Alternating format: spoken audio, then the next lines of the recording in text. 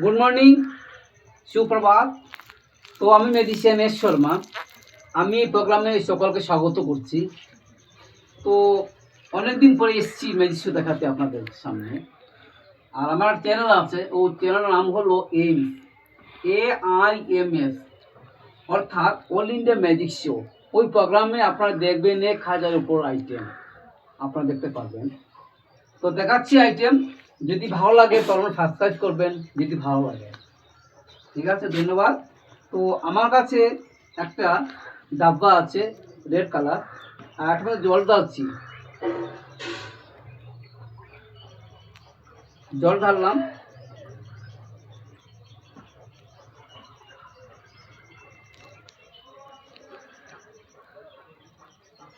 আর এটা একটা ঢাকন আছে, এটা খালি আছে, বিলকুল খালি, ওটার মধ্যে কিছুই নেই। আর এটা আমি বন্ধ করে দিলাম।